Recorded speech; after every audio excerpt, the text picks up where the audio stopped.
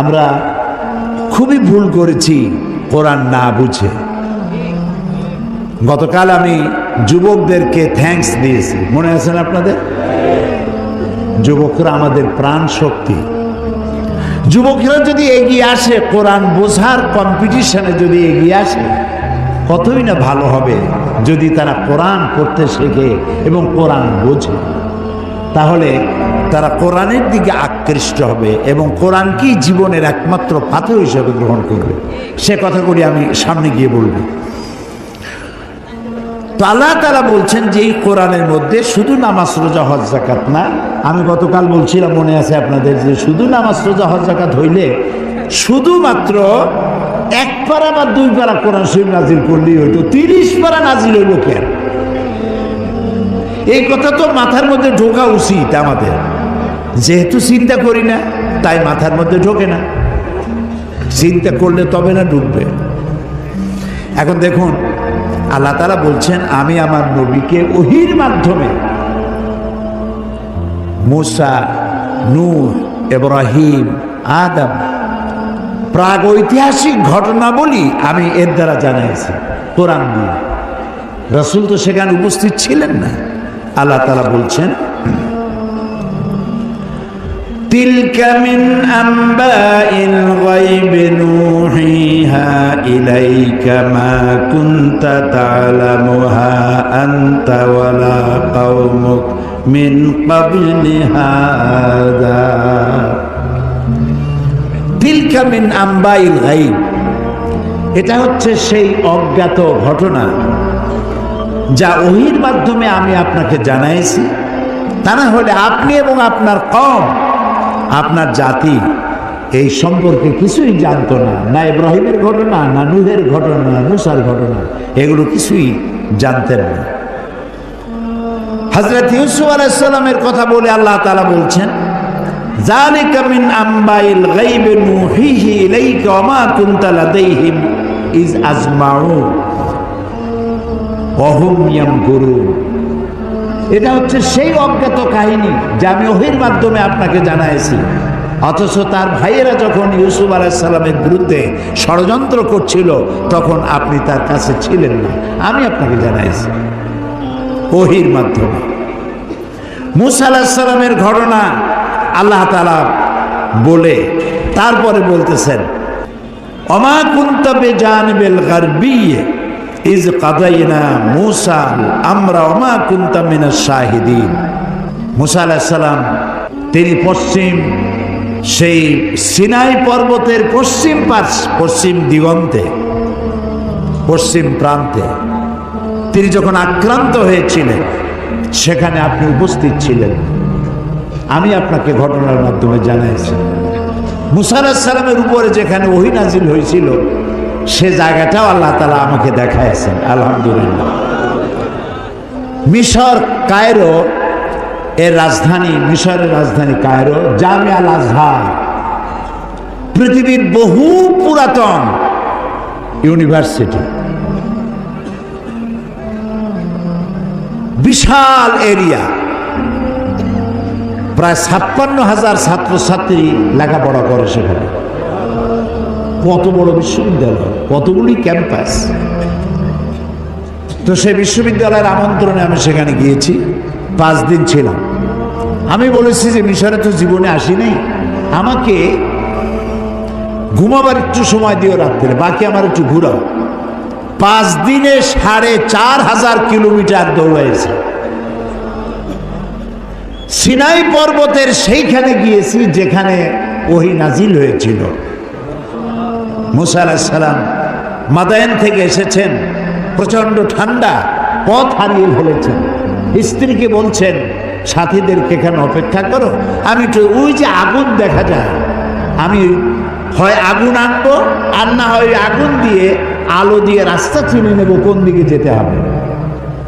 ফালাম্মা আতাহা, যখন তিনি ওই আগুনের কাছে গেলেন, নুদিয়া ইয়া মুসা ইন্না আনা রাব্বুক, হে মুসা এটা আগুন টাগুন কিছু না,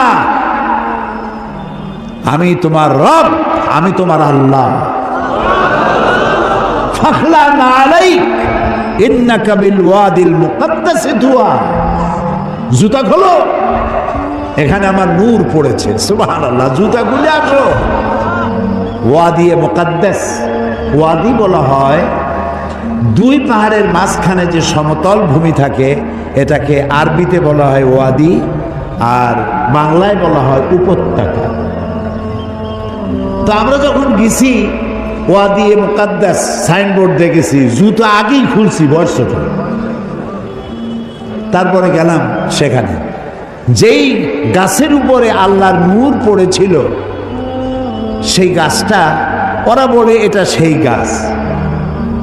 তা আমি এর ঐতিহাসিক সত্যতা নাই বলে মনে করতে পারলাম না যে এটা সেই গাছটাই।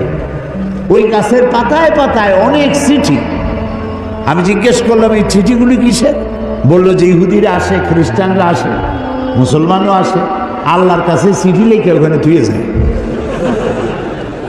এই খাই খেয়ে কাম না পাইলে করবে কি? তো এটা আমার বলার উদ্দেশ্য ছিল না। আমার বলার উদ্দেশ্য ছিল যে আল্লাহ তাআলা দেখাইছেন বহু কিছু। এমনকি মুসা আলাইহিস সালাম রে এত জ্বালা দিল যে ওই ফেরাউনকেও দেখে আসছে, এখনো দাঁত ছিটকে পড়ে আছে। আল্লাহ তাআলা তাকে রেখে দিয়েছেন। আল্লাহ বলছেন তোরে মাটিতেও খাবে না, পানিতেও নষ্ট করবে না, পোকামাকড়ও নষ্ট করবে না, তোরে আমি শুটকি বানায় রাখবো কিয়ামত পর্যন্ত। তোর মতো ফেরাউন যারা হবে তোরে দেখে যেন তারা উপদেশ নিতে পারে। আল্লাহ তাআলা এটারও দেখাইছেন, পিরামিডও দেখাইছেন। অনেক নবীর কবরও আল্লাহ জিয়ারত করার সুযোগ। ইমাম শাফি রহমতুল্লাহ আলাইহি, মৌলানা জালালউদ্দিন সৈয়দী রহমতুল্লাহ আলাইহি, ইমাম ওয়াকি, ইমাম বদরুদ্দিন আইনি রাহিমাহুমুল্লাহ, হযরত সালেহ আলাইহিস সালাম, হারুন আলাইহিস সালাম, নবী দানিয়েল আলাইহিস সালাম, হযরত আবী দারদা রাদিয়াল্লাহু তাআলা আনহু, আমর ইবনুল আস রাদিয়াল্লাহু তাআলা আনহু, এদের কবর জিয়ারতের আল্লাহ তাআলা তৌফিক দিয়েছেন। আমর ইবনুল আসের যে মসজিদ দেখলাম মিশরে, সেই মসজিদে লাইলাতুল কদরে 5 লক্ষ লোক নামাজ পড়ে। লাইলাতুল কদর মসজিদ রাস্তাটা সব ভর্তি হয়ে যায়।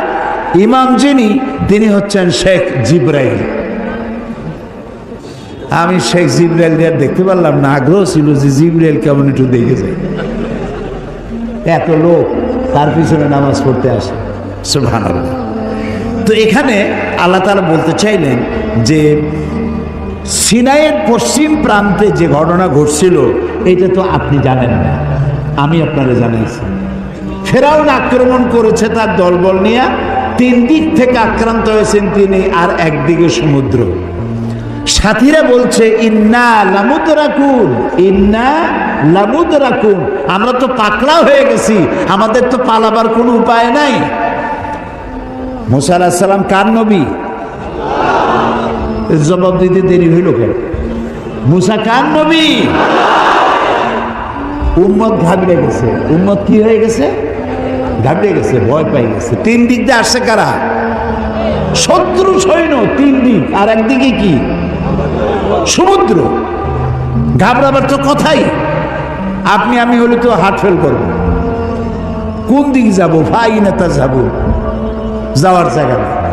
কিন্তু মুসা আলাইহিস সালাম আল্লাহর নবী, তিনি বলছেন কাল্লা কাল্লা, কখনোই নয়, ভয় পেও না, রব্বি সায়াহদিন, অবশ্যই আল্লাহ আমাদেরকে পথ বের করে দিবেন। কাজী মেঘের মতো কালো ঘন কৃষ্ণ মেঘের মতো উত্তর গগন কালো মেঘে ছেয়ে গেছে, থমথমে ভাব, ঝোড়ো হাওয়া এখনই প্রবাহিত হবে। 30 ফুট উঁচু হয়ে জলোচ্ছ্বাস এসে উপকূলীয় এলাকা ভাসায় নিয়ে যাবে, বজ্রসহ বৃষ্টিপাত হবে, ঝড় বন্যায় উড়ায় নিয়ে যাবে, সুনামি হবে। আল্লাহ তাআলা ছোট্ট একটু বাতাসের আঘাত দিয়ে সব সরাই দিতে পারেন। বলেন সুবহানাল্লাহ, জোরে বলেন সুবহানাল্লাহ। কি ক্ষমতা তার! ফাআলুল লিমা ইউরিদ, যা খুশি তাই করতে পারে। তো আল্লাহ তাআলা ওহীর মাধ্যমে এই কথাগুলি জানাইছেন। বিজ্ঞানীরা, ওই যে বলছি যে বিজ্ঞানীরা যে কথাগুলি আজ বলতেছে, যেমন 1665 খ্রিস্টাব্দে স্যার আইজ্যাক নিউটন তিনি দেখলেন গাছের থেকে একটা আপেল পড়ল মাটিতে। তিনি তখন চিন্তা করলেন যে আপেলটা মাটিতে পড়লো কেন, এটা তো উপরে উঠে যেতে পারত। এইটা চিন্তা করলেন।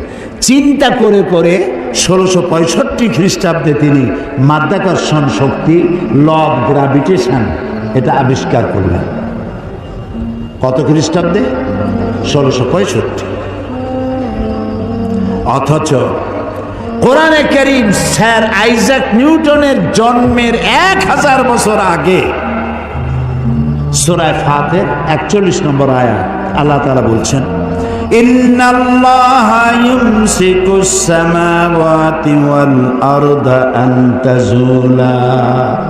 নিশ্চয়ই আল্লাহ তাআলা চন্দ্র, সূর্য, গ্রহ, নক্ষত্র সব একটার সাথে আরেকটাকে সম্পৃক্ত করে রেখেছেন, যাতে একটার থেকে আরেকটা বিচ্ছিন্ন হয়ে না যায়। এটাই হচ্ছে ল অফ গ্র্যাভিটেশন। এই মাধ্যাকর্ষণ শক্তির কথা কোরআন 1500 বছর আগে এ কথা আল্লাহ তাআলা বলেছেন। তো দুর্ভাগ্য, কোরআন বুঝি না, কোরআন শুধু সবের নিয়তে পড়ি। একবার সূরা ইয়াসিন পড়লে 10 খতম কোরআন শরীফ এর সব। এই যদি হয় তাহলে গোটা কোরআন শরীফ পড়ার আমার দরকারটা কি? খালি সূরা ইয়াসিন পড়লেই তো হলো। 3 বার সূরা ইখলাস পড়লে 1 খতম কোরআন শরীফের সব। তাহলে কোরআন পড়বি কেন মানুষ? আহারে মানুষ, আহারে কপাল পড়ে মানুষ। এখন চন্দ্র, সূর্য, গোটা সৌরজগৎ সব ঘুরছে। এটা কোপারনিকাস, গ্যালিলিও, নিউটন, আইনস্টাইন ওনারা আবিষ্কার করেছেন যে সব কিছু ঘুরছে। এটা বলতেছেন ওনারা এই কয়েকশো বছর আগে। অথচ 1500 বছর আগে আল্লাহ তাআলা কোনটা ঘোরে? চন্দ্র ঘোরে না সূর্য ঘোরে না দুনিয়া ঘোরে? কে ঘোরে? একথা সূরা ইয়াসিনে আল্লাহ তাআলা তার নবীর কাছে বলে দিয়েছেন। লাশ-শামসু ইয়ানবাগি লাহা আন তুদরিকাল কামারা ওয়ালাল লাইলু সাবিকুন নাহার ওয়া কুল্লুন ফি ফালাকিন ইয়াসবাহুন। প্রবল জ্ঞানী হইবে যাহারা, আপন মনেতে বুঝিবে তাহারা। রাত্রি পারে না আগে যাইবার, দিনের স্থান করে অধিকার। যার যে স্থান বহাল রাখিয়া ভ্রমণ করিছে খোদাকে ডরিয়া। শুধু পৃথিবী করে না, আল্লাহ তাআলা বলছেন ওয়া কুল্লুন ফি ফালাকি ইয়াসবাহুন। যা কিছু আছে মহাশূন্যে, এই পৃথিবীটাও মহাশূন্যে। পৃথিবীটা কোথায়? মহাশূন্যের উপর ভাসমান। তো মহাশূন্যে অকুল্লু ফি ফালাকি ইয়াসবাহুন, মহাশূন্যে যা কিছু আছে সব ঘুরতেছে আর ঘুরছে। Activity is life, inactivity is death. যতদিন ঘুরবে ততদিন সব ঠিক থাকবে। আর যেদিন এই ঘূর্ণায়মানের এই চক্রের আবর্তন বন্ধ হয়ে গিয়ে যখন ঘোরা বন্ধ হবে, তখন একটা প্রচন্ড আঘাতের মাধ্যমে, প্রলয়ঙ্করী আঘাতের মাধ্যমে দুনিয়ায় কিয়ামত অনুষ্ঠিত হয়ে যাবে। তো আল্লাহ তাআলা কোরআনে কারিমে এই কথাগুলি অনেক আগে বলে রেখেছেন। The universe and doctor Einstein গ্রন্থে তারা বলেছেন যে সূর্য ধীরে ধীরে এর আলো কমে যাবে, আলো থাকবে না, আর তারাগুলো পোড়া কয়লার মতো হয়ে যাবে। কারা বলতেছে? বিজ্ঞানীরা বলছে। কোরআন ওরা আজকে যেটা বলল, কোরআন বলেছে অনেক আগে। কি বলেছে? ইয়াসআলু আইয়ানা ইয়াউমুল কিয়ামাতি ফাইযা বারিকাল বাসারু ওয়া খাসাফাল কামারু ওয়া জুমিআশ শামসু ওয়াল কামার। আল্লাহ তাআলা বলছেন এরা রসুলকে জিজ্ঞেস করে কিয়ামত কবে হবে। আল্লাহ তাআলা বলছেন, জবাব দিয়ে দেন, কিয়ামত হবে যে সময় চন্দ্র আলো হারিয়ে ফেলবে, সূর্য আলো হারিয়ে ফেলবে, আর চাঁদ আর সূর্য এগুলি সব একাকার হয়ে যাবে। তাহলে এই কথাগুলি বিজ্ঞান আবিষ্কার করার অনেক আগে কোরআন এসব কথা বলে রেখেছে। প্রকৃতির নিয়মে একদিন সব লণ্ডভণ্ড হয়ে যাবে। কুল্লু মান আলাইহা ফান, আল্লাহ তাআলা বলেছেন সব ধ্বংস হবে, কিচ্ছু থাকবে না আল্লাহ ছাড়া। কে ছাড়া? আল্লাহ ছাড়া কেউ থাকবে না, কিচ্ছু থাকবে না। এ কথা বিজ্ঞান জানার আগে আল্লাহ তাআলা কোরআন শরীফে বলে রেখেছেন। এই যে মাত্র 100 বছর পর্যন্ত, গত 100 বছরের আগ পর্যন্ত পৃথিবীর মানুষের ধারণা ছিল যে চাঁদ নিজে আলো দেয়, চাঁদ নিজে আলো দেয়। আর বলতো বুড়ো বুড়িরা যে চাঁদের মধ্যে যে কালো কালো জিনিস দেখা যায় ওইটা হলো একটা বট গাছ, ওইখানে একটা বুড়ি থাকে। তো ছোটবেলায় চিন্তা করতাম আমরা বুড়ি অনেক করে, তো বলতো যে বুড়ি ওইখানে সুতা কাটে। তো তখন খুব বেশি চিন্তায় পড়তাম, এত পরিশ্রম করে এই বুড়ি সুতা কাটিয়া, এই বুড়ি খায় কি? পরে জানা গেল যে ওখানে বট গাছও নাই আর ওখানে কোনো বুড়িও থাকে না। এই চাঁদ এর নিজস্ব কোনো আলো নাই, এই কথা 100 বছরের মতো হলো বিজ্ঞানীরা আবিষ্কার করেছে। কিন্তু আল্লাহ তাআলা বলে রেখেছেন 1400 বছর আগে। সুবহানাল্লাহ। আল্লাহ তাআলা সূর্যকে বলেছেন, খুব লক্ষ্য করুন, সূর্যের আরবি হচ্ছে শামসুন, সেরাজুন, ওয়াহাজুন, দিয়াউন, এগুলি সূর্যকে বলা হয়েছে। এর অর্থ কি? সূর্যকে বলা হয়েছে আলো, আলো উৎপাদনকারী, উত্তাপ সৃষ্টিকারী, আলো বিকিরণকারী, উত্তপ্ত, উজ্জ্বল, প্রজ্জ্বল, আলো বিকিরণকারী, এটা হলো সূর্য। আর চাঁদ সম্পর্কে কি বলছে লক্ষ্য করুন। আলাম তারা কাইফা খালাকাল্লাহু সাবআ সামাওয়াতিন তিবাকা وجعل القمر فيهن نورا وجعل الشمس سراجا।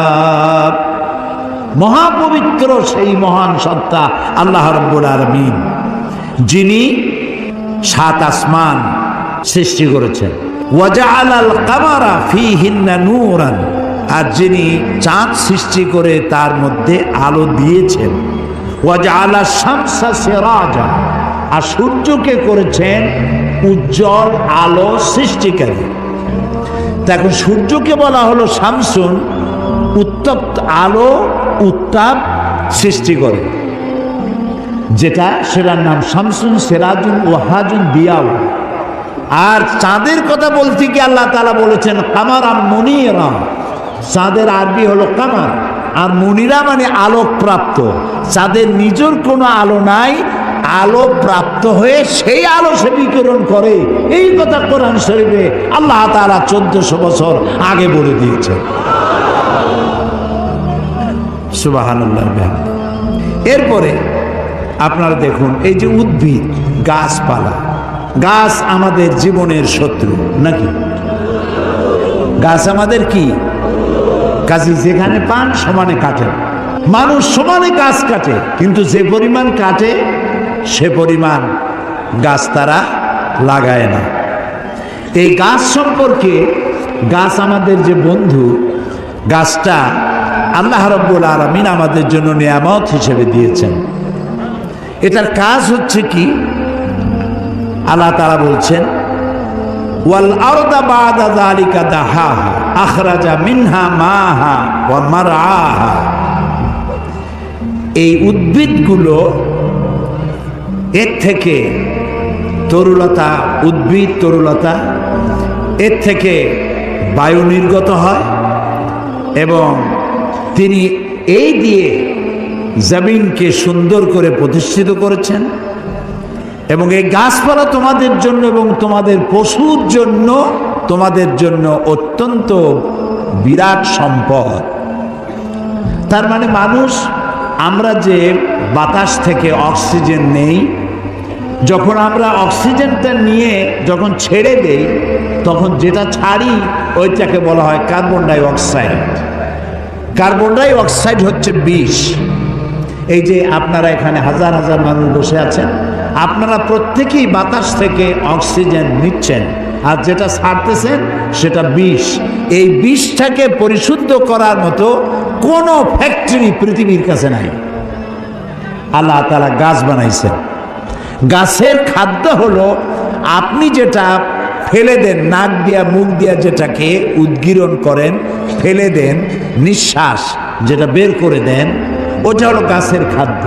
আর প্রতি মুহূর্তে সূর্যের উত্তাপ আর গাছের সবুজ রং দুটিতে মিলে এক প্রকারের রন্ধন ক্রিয়া হয়, আর ওর মধ্য দিয়ে কার্বন ডাই অক্সাইডকে প্রতি মুহূর্তে আল্লাহ রাব্বুল আলামিন অক্সিজেন বানাইয়া গাছের ভিতর থেকে বের করে দেয়। সুবহানাল্লাহ বিহামদিহি।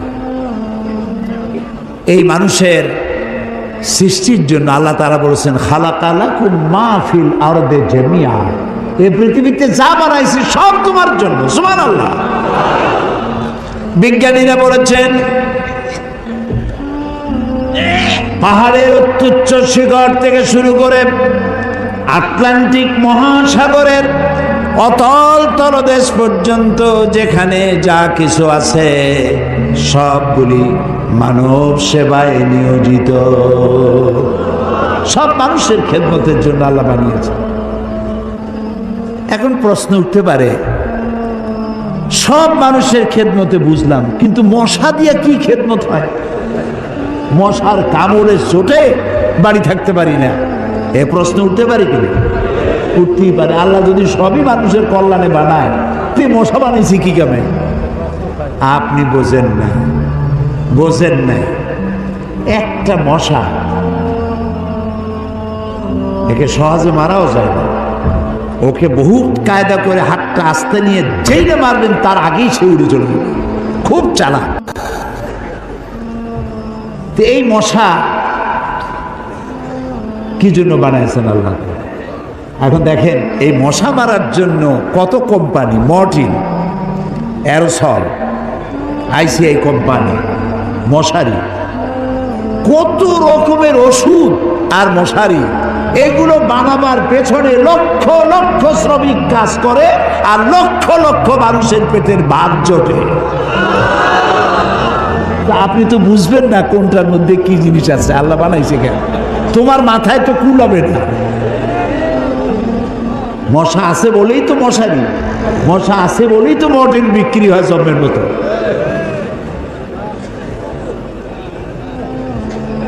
এখন চিন্তা হইতে, তাহলে সাপ বানাইছে কেন? সাপ বানাইছে কেন তা জানো না তো? সাপের চামড়া দিয়ে, সাপের চামড়ার মেলা দাম, এ দিয়ে ভ্যানিটি ব্যাগ তৈরি হয়, মহিলারা ব্যবহার করে, খুব দামি।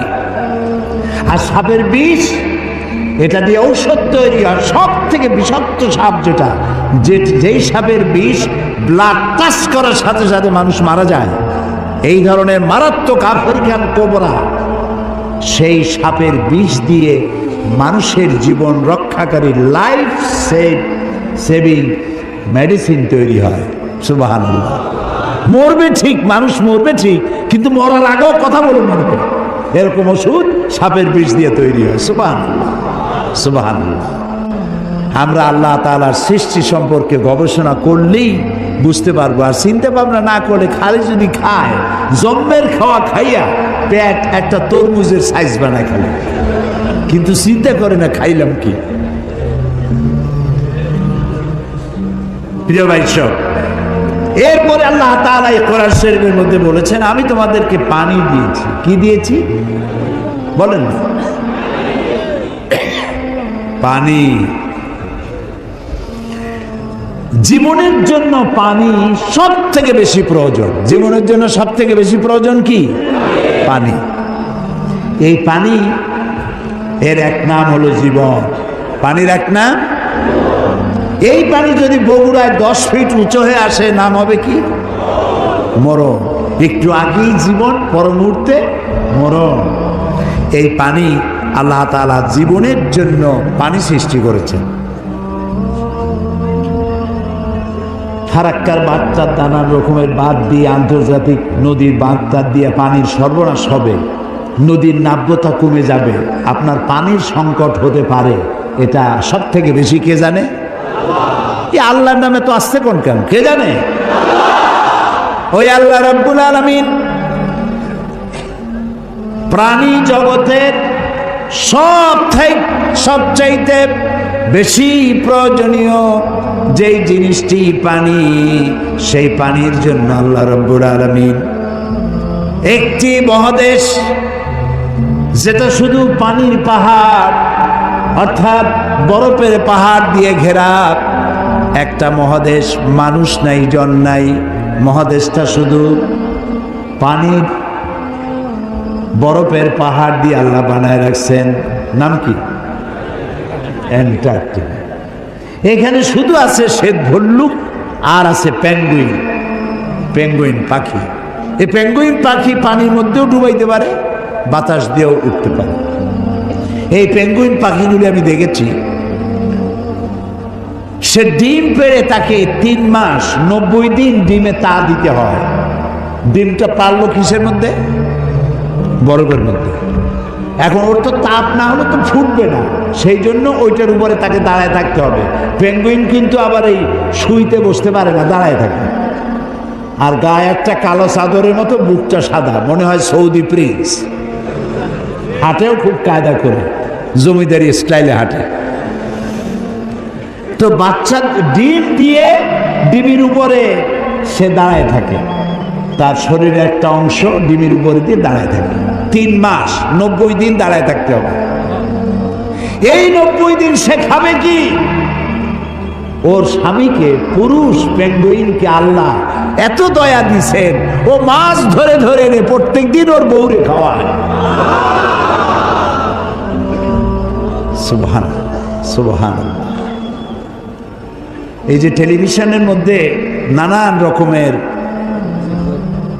আছে, কি বলে, চ্যানেল, এইসব হাবিজাবি উল্লুক মার্কা লাভ ঝাপ না দেখিয়া অ্যানিমেল প্ল্যানেট দেখেন, ডিসকভারি দেখেন, ন্যাশনাল জিওগ্রাফি দেখেন। পশুর মধ্যেও কত মায়া আল্লাহ দান করেছেন। আমার নিজের চোখে দেখলাম এক ক্ষুধার্ত বাঘ, ক্ষুধার্ত বাঘ না, সিংহী। এই সিংহী ক্ষুধার্ত একটা হরিণের পালের উপরে জাম্প করেছে, হরিণ দিছে দুধ, কিন্তু একটা বাচ্চা হরিণ সে কোনো রকম দাঁড়ায়, আবার পড়ে যায়। দাঁড়ায় মনে হয় 3-4 দিন হয়েছে, দৌড়াইতে পারে না। সিংহটা ওর কাছে গেল, আমি মনে করলাম যে খাইয়ে ফেলাবে এখনই। তা দেখলাম যখন হরিণটা পড়ে যায়, তখন হাতটা দিয়ে এরকম উঁচু করে দাঁড় করায় দেয়। এইভাবে দাঁড় করাইলো, শুয়ে পড়লো, দাঁড় করাইলো, সে এরকম ঠেলতে ঠেলতে নিতে নিতে সিংহীর বাচ্চাগুলি যেখানে শোয়া, সেইখানে এই বাচ্চাটারে নিয়ে গেল, নিয়ে নিজে কাইত হয়ে শুয়ে পড়লো। বাচ্চারাও, সিংহের বাচ্চারাও দুধ খাইলো, হরিণের বাচ্চাটাও দুধ খাওয়ালো। তার মানে এই সিংহ তার হিংস্রতা, মাতৃত্বের স্নেহের সামনে এটা অবনমিত হয়ে গেছে, হার মেনে গেছে। সুবহানাল্লাহ। আমাদের দেশে যখন মারামারি হয়, একটু বোঝা উচিত যে কারে মারতেছি। এই যে মারতেছি, ওর বউ তো বিধবা হয়ে যাবে, ওর বাচ্চাটা তো এতিম হয়ে যাবে। এই চিন্তা যদি আমাদের থাকতো, পশুর যে জ্ঞান আছে আমাদের তাও নাই। এই পৃথিবীতে যত কুমিরে মানুষ মারলো, কুমিরে খাইলো, হাঙ্গরে খাইলো, বাঘে খেলো, সাপে খেলো, পৃথিবীর সমস্ত প্রাণী, হিংস্র প্রাণীরা যত না মানুষ মেরেছে, তার থেকে 1000 গুণ বেশি মানুষেরা নিজেরা মারামারি করছে, বেশি মরেছে, বেশি। আকল কাজ করে না, কমন সেন্স কাজ করে না। আল্লাহ তাআলা এই পানি দিয়েছেন, পানির অনেক দাম। এই যে এখানে মহিলাদের মাহফিল ছিল, আপনারা যত পুরুষ আসছেন এর থেকে কোনো অংশে কম হয় নাই। এত মেয়ে লোক আসছিল সকাল 10টায়, আলহামদুলিল্লাহ। আমি বগুড়ার সমস্ত মা বোনদেরকে আমার অন্তরের অন্তঃস্থল থেকে ধন্যবাদ জানাই। তারা বহু প্রশ্ন আমাকে করেছেন, এক গাদা প্রশ্ন, সব প্রশ্নের জবাব দিতে গেলে হয়তো রাত এই পর্যন্ত হয়ে যেত। এত প্রশ্ন করছে, খাইয়ে না খাইয়ে যদ্দূর পারছি জবাব দিছি। তার মধ্যে একটা প্রশ্ন ছিল পানির ব্যাপারে, পানি অপচয় করা যাবে কিনা। আমি বলেছি আমি তো জবাব আন্দাজে দেই না, আমি আলহামদুলিল্লাহ, আল্লাহ শকর, আপনারা যারা এখানে আলেম বসে আছেন আমি আপনাদের পর্যায়ে পড়ি না। আমি খুবই ছোট মানুষ, তালেবে ইলম মানুষ। আমি যেটুক পড়েছি সেটুক বলি, না পড়িয়া না দেখা আন্দাজে গপ্প করি না। তো আমি হাদিসে পড়েছি সাহাবায়ে কেরাম প্রশ্ন করেছেন রসুলের কাছে, আমরা উজু করতে গেলে রসুল বলেছেন পানি অপচয় করবা না। সাহাবী একজন প্রশ্ন করলেন যে উজু করতে গিয়ে একটু বেশি পানি খরচ হলে তাতে কোনো অসুবিধা আছে? রসুল জবাব দিলেন, তুমি যদি প্রবাহিত নদীর কিনারে দাঁড়াইয়ে উজু করো পানির অপচয় করতে পারবা না। সুবহানাল্লাহ বলবেন না? এখন আপনি কত পানি খরচ করেন দেখেন তো। টেপ একটা সাইয়া দিয়া জনমের মতো একটা চায়ের কাপ ধুইতে গিয়ে একটা কলস ধোয়ার পানি খরচ করতেছে। বগুড়া কি গ্যাস আছে? আছে। একটা মেসের কাঠি খরচ হবে সারা দিন, গ্যাসের চুলা চলতে থাকে। আপনি আল্লাহর নিয়ামতের না শকর, একটা মেসের কাঠি দিলেই তো যখন খুশি তখন আপনি জ্বালাইতে পারেন। আপনি কেন বাড়িতে বলেন না যে জ্বালাই রাখবে না? অধিকাংশ বাড়িতে এইভাবে এই গ্যাসের চুলা চলে থাকে বলে আমরা খবর পেয়েছি। অন্যায়। প্রত্যেকটি নিয়ামত সম্পর্কে কিয়ামতে আল্লাহর কাছে জবাবদিহি করতে হবে। কাজেগুলি নিয়ামত। এখন এই পানি আল্লাহ তাআলা বলছেন, দেখো সৃষ্টি জগতের জন্য পানি প্রয়োজন, সেই পানিটা আমি জলাধার করেছি। এই নদীগুলো কে কাটছে? আছে না বগুড়ায় নদী আছে না, নাম কি? করতোয়া নদী। আর নেই করতোয়া, এখন তো দৈনিক পত্রিকা, নদী গেছে পত্রিকা হয়ে। বাঙালি যমুনা, ও যমুনা আছে। আচ্ছা, এই নদীগুলো কে বানাইছে? কোন সরকার? কে বানিয়েছেন? অসংখ্য নদী বানালেন, সমুদ্র বানালেন, মহাসমুদ্র বানালেন। পৃথিবীর 4 ভাগের 3 ভাগ পানি আর 1 ভাগ হচ্ছে স্থল। এই পানি আল্লাহ তাআলা জলাধার বানায় রেখেছেন। নদী কি সোজা না আঁকাবাঁকা? খালগুলো সোজা না আঁকাবাঁকা? কেন চিন্তা করেছেন কখনো? করেননি। আঁকাবাঁকা করার সোজা যদি হয় তাহলে শুধু 2 পারের মাটি উপকৃত হবে, আর যদি আঁকাবাঁকা হয়ে যায় তাহলে বেশি পরিমাণ মাটি এই পানির দ্বারা ফায়দা পাবে। এই জন্য আল্লাহ তাআলা আঁকাবাঁকা করে দিয়েছেন। সুবহানাল্লাহ, সুবহানাল্লাহ, সুবহানাল্লাহ।